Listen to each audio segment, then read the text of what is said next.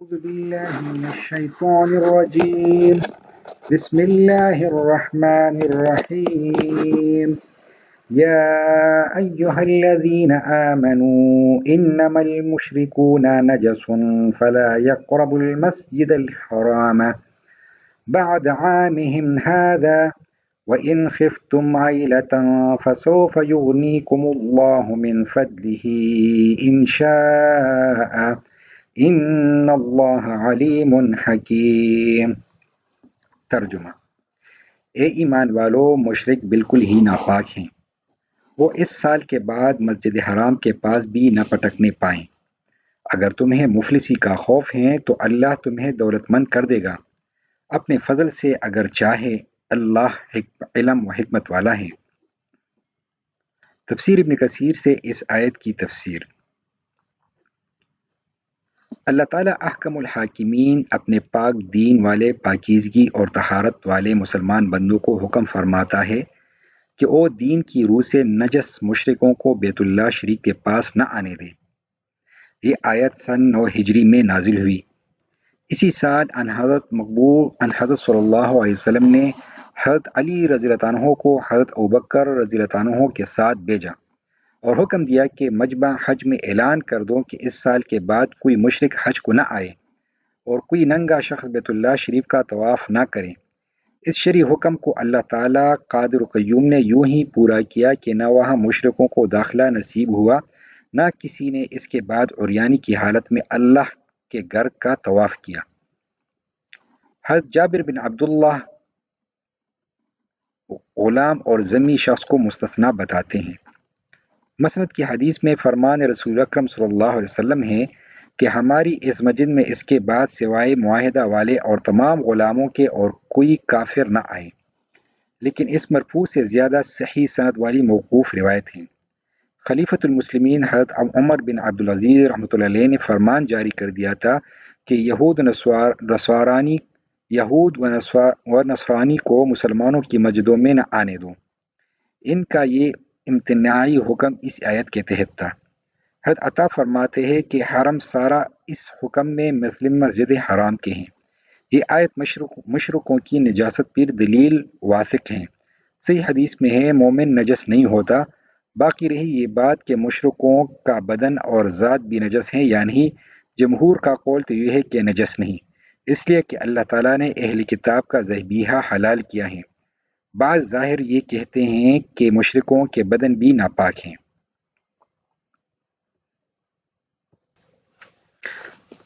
حسن رضی اللہ عنہ فرماتے ہیں جو ان سے مصابحہ کرے وہ ہاتھ دھو ڈالے۔ اس حکم پر بعض لوگوں نے کہا کہ پھر تو ہماری تجارت کا مندہ ہو جائے گا، ہمارے بازار بے رونق ہو جائیں گے اور بہت سے فائدے جاتے رہیں گے۔ اس کے جواب میں اللہ تعالیٰ غنی و حمید فرماتا ہے کہ تم اس بات سے نہ ڈرو، اللہ تعالیٰ تمہیں اور بہت سی صورتوں سے دلا دے گا، تمہیں اہل کتاب سے جزیہ دلا دے گا اور تمہیں غنی کر دے گا۔ تمہاری مصلحتوں کو تم سے زیادہ رب جانتا ہے، اس کا حکم ہے، اس کی ممانعت کسی نہ کسی حکمت سے ہی ہوتی ہے۔ یہ تجارت اتنے فائدے کی نہیں جتنا فائدہ وہ تمہیں جزیے سے دیتا ہے۔ ان اہل کتاب سے جو اللہ اور اس کے رسول اور قیامت کے منکر ہیں، جو کسی نبی کے صحیح معنی میں پورے متبع نہیں بلکہ اپنی خواہشوں کے اور اپنے بڑوں کی تقلید کے پیچھے پڑے ہوئے ہیں، اگر انہیں اپنی نبی پر، اپنی شریعت پر پورا ایمان ہوتا تو وہ ہمارے اس نبی پر بھی ضرور ایمان لاتے۔ ان کی بشارت تو ہر نبی دیتا رہا، ان کی اتباع کا حکم ہر نبی نے دیا، لیکن باوجود اس کے وہ اس اشرف الرسل کے انکاری ہیں۔ پس اگلے نبیوں کے شروع سے بھی دراصل انہیں کوئی سروکار بھی نہیں، اسی وجہ سے ان نبیوں کا زبانی اقرار ان کے لیے بے سود، کیونکہ یہ سید الانبیاء، افضل الرسول، خاتم النبیین، اکمل المرسلین سے کفر کرتے ہیں، اس لیے ان سے بھی جہاد کرو۔ ان سے جہاد کے حکم کی یہ پہلی آیت ہے۔ اس وقت تک آس پاس کے مشرکین سے جنگ ہو چکی تھی، ان میں سے اکثر توحید کے جھنڈے تلے آ چکے تھے، جزیرۃ العرب میں اسلام نے جگہ کر لی تھی۔ اب یہود و نصارہ کی خبر لینے اور انہیں راہ حق دکھانے کا حکم ہوا۔ سن 9 ہجری میں یہ حکم اترا اور آپ نے رومیوں سے جہاد کی تیاری کی، لوگوں کو اپنے ارادے سے مطلع کیا۔ مدینہ کے ارد گرد کے عربوں کو آمادہ کیا اور تقریباً 30,000 کا لشکر لے کر روم کا رخ کیا۔ بجز منافقین کے یہاں کوئی نہ روکا سوائے بعض کے۔ موسم سخت گرم تھا، پلوں کا وقت تھا۔ روم سے جہاد کے لیے شام کے ملک کا دور دراز کا کٹن سفر تھا۔ تبوک تک تشریف لے گئے، وہاں تقریباً 20 روز قیام فرمایا، پھر اللہ سے استخارہ کر کے حالت کی تنگی اور لوگوں کی ضعیفی کی وجہ سے واپس لوٹے، جیسے کہ عنقریب اس کا واقعہ انشاءاللہ تعالی بیان ہوگا۔ اسی آیت سے استدلال کر کے بعض نے فرمایا ہے کہ یہ جزیہ صرف اہل کتاب سے اور ان جیسوں سے ہی لیا جائے گا جیسے مجوس ہیں، چنانچہ ہجر کے مجوسیوں سے حضرت صلی اللہ علیہ وسلم نے جزیہ لیا تھا۔ امام شافعی کا یہی مذہب ہے اور مشہور مذہب امام احمد کا بھی ہے۔ امام ابو حنیفہ کہتے ہیں سب عجمیوں سے لیا جائے، خواہ وہ اہل کتاب ہوں خواہ مشرک ہوں، ہاں عرب میں سے صرف اہل کتاب سے ہی لیا جائے۔ امام مالک فرماتے ہیں کہ جزیہ کا لینا تمام کفار سے جائز ہے، خواہ وہ کتابی ہوں یا مجوسی ہوں یا بت پرست وغیرہ ہوں۔ ان مذاہب کے دلائل وغیرہ کی تفصیل کی جگہ نہیں، واللہ اعلم۔ بس فرماتا ہے کہ جب تک وہ ذلت و خواری کے ساتھ اپنے ہاتھوں جزیہ نہ دے انہیں نہ چھوڑو۔ پس اہل ذمہ کو مسلمانوں پر عزت و توقیر دینی اور انہیں اوج و ترقی دینی جائز نہیں۔ صحیح مسلم میں ہے، رسول اللہ صلی اللہ علیہ وسلم فرماتے ہیں یہود و نصارہ سے سلام کی ابتدا نہ کرو، اور جب ان سے کوئی راستہ میں مل جائے تو اسے تنگی سے مجبور کرو۔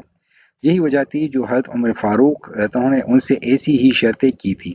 عبد الرحمن بن غنم اشعری کہتے ہیں میں نے اپنے ہاتھ سے عہد نامہ لکھ کر حضرت عمر رضی اللہ عنہ کو دیا تھا کہ اہل شام کو فلاں فلاں شہری لوگوں کی طرف سے یہ معاہدہ ہے۔ امیر المؤمنین حضرت عمر فاروق رضی اللہ عنہ سے کہ جب آپ کے لشکر ہم پر آئے ہم نے آپ سے اپنی جان مال اور اہل ویال کے لیے امن طلب کی، ہم ان شرطوں پر وہ امن حاصل کرتے ہیں کہ ہم اپنے ان شہروں میں اور ان کے آس پاس کوئی گرجا گھر اور خانقاہ نہیں بنائیں گے، مندر اور نہ ایسے کسی خرابی والے مکان کی اصلاح کریں گے، اور جو مٹ چکے ہیں انہیں درست نہیں کریں گے۔ ان میں اگر کوئی مسلمان مسافر اترنا چاہے تو روکیں گے نہیں، خواہ وہ دن ہو یا رات ہو۔ ہم ان کے دروازے رہ گزر اور مسافروں کے لیے کشادہ رکھیں گے، اور جو مسلمان آئے ہم اس کی 3 دن تک مہمانداری کریں گے۔ ہم اپنے ان مکانوں یا رہائشی مکانوں وغیرہ میں کہیں کسی جاسوسی کو نہ چھپائیں گے، مسلمانوں سے کوئی دھوکہ فریب نہیں کریں گے، اپنی اولاد کو قرآن نہ سکھائیں گے، مشرک کا اظہار نہ کریں گے، نہ کسی کو شرک کی طرف بلائیں گے۔ ہم میں سے کوئی اگر اسلام قبول کرنا چاہے ہم اسے ہرگز نہ روکیں گے، مسلمانوں کی توقیر و عزت کریں گے۔ ہماری جگہ اگر وہ بیٹھنا چاہے تو ہم انہیں اٹھ کر وہ جگہ دے دیں گے۔ ہم مسلمانوں سے کسی چیز میں برابری نہ کریں گے، نہ لباس میں، نہ جوتی، نہ مانگ نکالنے میں۔ ہم ان کی زبانیں نہیں بولیں گے، ان کی کنیتیں نہیں رکھیں گے، زین والے گھوڑوں پر سواریاں نہ کریں گے، تلواریں نہ لٹکائیں گے، نہ اپنے ساتھ رکھیں گے، انگوٹھیوں پر عربی نقش نہیں کرائیں گے، شراب فروشی نہیں کریں گے، اپنے سروں کے اگلے بالوں کو ترشوا دیں گے، اور جہاں کہیں ہوں گے زنار ضرورتاً تالے ڈالے رہیں گے۔ صلیب کا نشان اپنے گرجوں پر ظاہر نہیں کریں گے، اپنی مذہبی کتابوں مسلمانوں کی درسگاہوں اور بازاروں میں ظاہر نہیں کریں گے، گرجوں میں ناقوس بلند آواز سے بجائیں گے، نہ مسلمانوں کی موجودگی میں بآواز بلند اپنی مذہبی کتابیں پڑھیں گے، نہ اپنے مذہبی شعار کو راستوں پر کریں گے، نہ اپنے مردوں پر اونچی آوازیں سے ہائے وائے کریں گے، نہ ان کے ساتھ مسلمانوں کے راستے میں آگ لے کر جائیں گے۔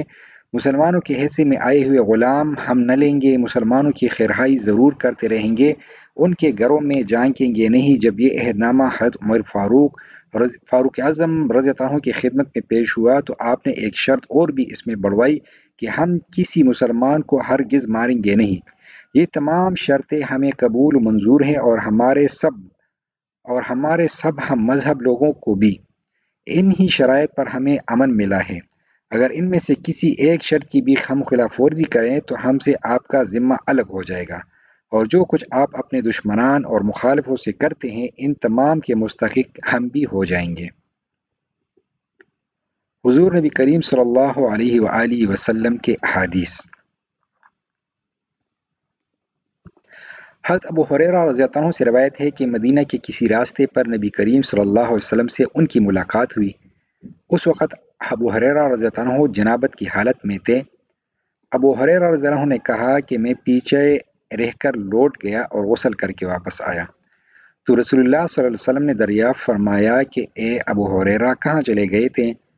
انہوں نے جواب دیا کہ میں جنابت کی حالت میں تھا، اس لیے میں نے آپ صلی اللہ علیہ وسلم کے ساتھ بغیر غسل کے بیٹھنا برا جانا۔ آپ صلی اللہ علیہ وسلم نے ارشاد فرمایا، سبحان اللہ، مومن ہرگز نجس نہیں ہو سکتا۔ صحیح البخاری حدیث 283۔ ایک اور حدیث میں ہے، حضرت سہل بن سعد سعدی رضی اللہ عنہ نے بیان کیا کہ ایک شخص رسول اللہ صلی اللہ علیہ وسلم کے سامنے سے گزرا تو نبی کریم صلی اللہ علیہ وسلم نے ایک دوسرے شخص حضرت ابو ذر غفاری رضی اللہ عنہ سے جو آپ کے قریب بیٹھے ہوئے تھے پوچھا کہ اس شخص گزرنے والے کے متعلق تم کیا کہتے ہو؟ انہوں نے کہا، یہ معزز لوگوں میں سے ہیں اور اللہ کی قسم یہ اس قابل ہے کہ اگر یہ پیغام نکاح بھیجے تو ان سے نکاح کر دیا جائے، اگر یہ سفارش کرے تو ان کی سفارش قبول کر لی جائے۔ بیان کیا کہ نبی کریم صلی اللہ علیہ وسلم یہ سن کر خاموش ہو گئیں۔ اس کے بعد ایک دوسرے صاحب گزرے، نبی کریم صلی اللہ علیہ وسلم نے ان سے ان کے متعلق بھی پوچھا کہ ان کے بارے میں تمہاری رائے کیا ہے؟ انہوں نے کہا، یا رسول اللہ صلی اللہ علیہ وسلم، یہ صاحب مسلمانوں کے غریب طبقہ سے ہیں اور یہ ایسے ہیں کہ اگر یہ نکاح کا پیغام بھیجے تو ان کا نکاح نہ کیا جائے، اگر یہ کسی کی سفارش کرے تو ان کی سفارش قبول نہ کی جائے، اور اگر کچھ کہیں تو ان کی بات نہ سنی جائے۔ نبی کریم صلی اللہ علیہ وسلم نے اس کے بعد فرمایا کہ اللہ کے نزدیک یہ پچھلا محتاج شخص اگلے مالدار شخص سے گو ویسے آدمی زمین بر کروں بہتر ہے۔ صحیح البخاری حدیث 6447۔